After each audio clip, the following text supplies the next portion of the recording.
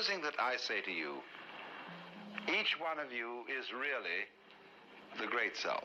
And you say, well, all you've said up till now makes me fairly sympathetic to this intellectually.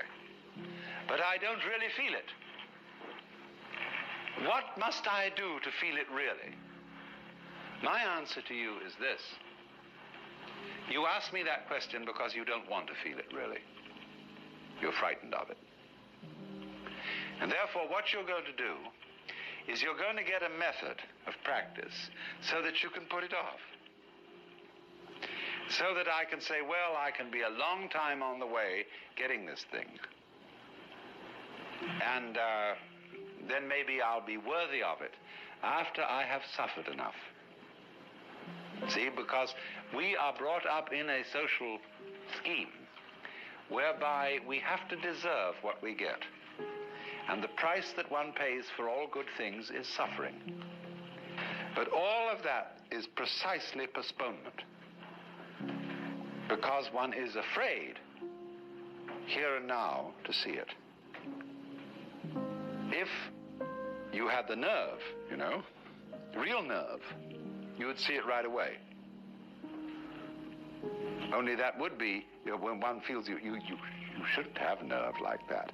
Why, that would be awful. That would be, that wouldn't do at all. Because after all, I'm supposed to be poor little me.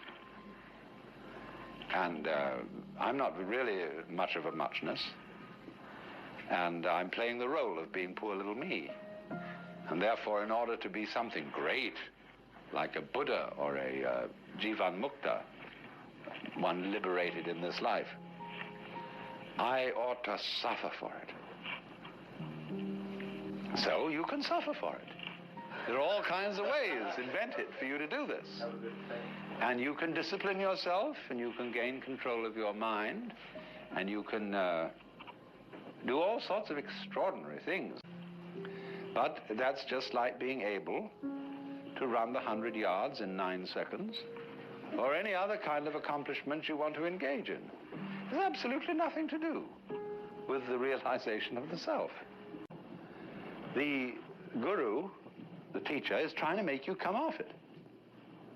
Now, if he finds he can't make you come off it, he's going to put you through all these exercises so that you'll, at the last time, when you've got enough discipline, and enough suffering, and enough frustration, you'll give it all up and realize you were there for the beginning and there was nothing to realize.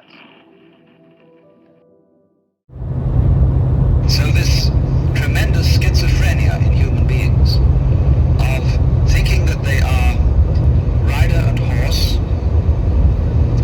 soul in command of body, or will in command of passions, wrestling with them, all that kind of split thinking simply aggravates the problem.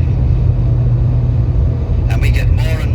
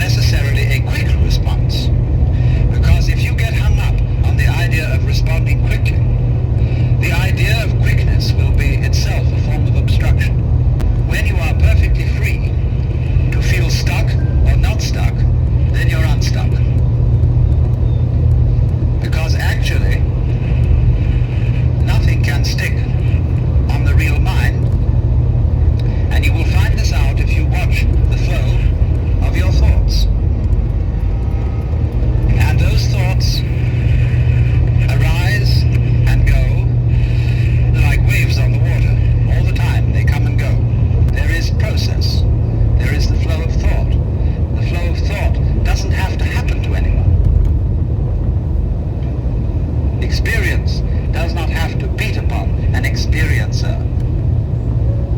There is all the time simply the one stream going on. And we are convinced that we stand aside from it and observe it, because we've been brought up that way. It's very important to get rid of that illusion of duality between the thinker and the thought. So find out who is the thinker behind the thoughts, who is the real, genuine you.